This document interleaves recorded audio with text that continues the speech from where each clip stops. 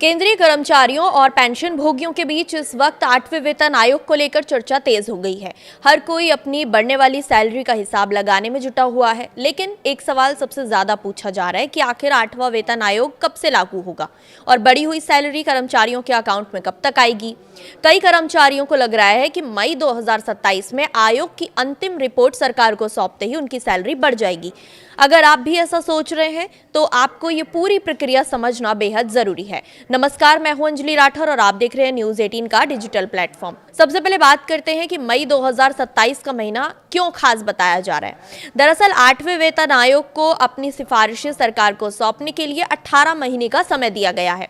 ये समय मई 2027 में पूरा हो रहा है और ऐसे में मई 2027 केंद्रीय कर्मचारियों और पेंशन भोगियों के लिए जरूरी महीना बन गया है। लेकिन इसका मतलब ये नहीं है कि इसी महीने में बढ़ी हुई सैलरी मिलना शुरू हो जाएगी। सरकार ने आयोग को 18 महीने में अपनी रिपोर्ट सौंपने का समय दिया है।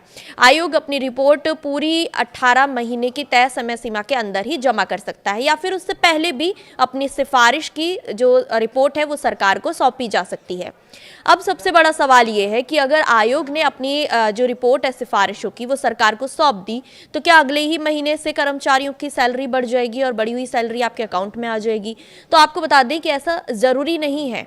8वां वेतन आयोग सरकार के सामने अपनी सिफारिशें रखेगा। इसके बाद सरकार इन सिफारिशों का अध्ययन करेगी, समीक्षा करेगी और अलग अलग पहलुओं पर विचार किया जाएगा।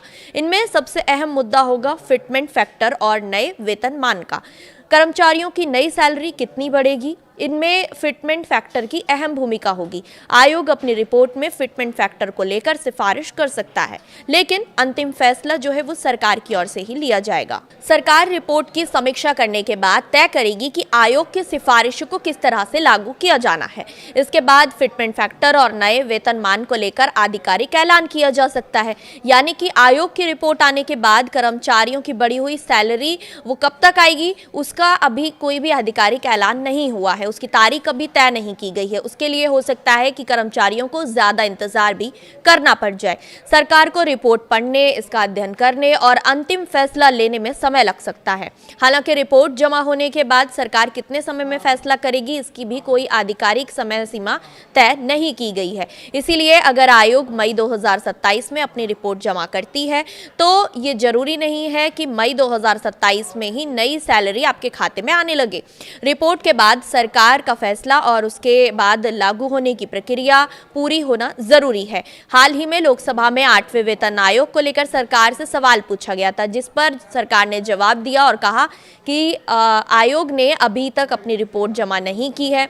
ये सरकार की ओर से बताया गया है। सरकार की तरफ से ये कहा गया कि 8वें वेतन आयोग के लागू होने की कोई भी आधिकारिक तारीख का भी अभी तक कोई ऐलान नहीं किया गया है। सीधी बात यह है कि मई 2027 आयोग की रिपोर्ट की समय सीमा के लिहाज से अहम है, लेकिन सैलरी बढ़ने की तारीख ये नहीं माना जा सकता। पहले आयोग की सिफारिशें आएंगी और फिर सरकार उन पर विचार करेगी और इसके बाद फिटमेंट फैक्टर और नई सैलरी को लेकर अंतिम फैसला लिया जाएगा। इसीलिए अभी कर्मचारियों और पेंशन भोगियों को किसी भी तारीख या सैलरी बढ़ने की जो आंकड़े हैं उनको अभी तक आधिकारिक नहीं किया गया है, उनको पक्का नहीं माना जाना चाहिए। बढ़ी हुई सैलरी कब से मिलेगी इसका भी कोई आधिकारिक फैसला अभी तक नहीं हुआ है, जो कि फैसला सरकार की तरफ से ही लिया जाएगा। इस पर हम आपको अपडेट देते रहेंगे। फिलहाल इस वीडियो में इतना ही। नमस्कार।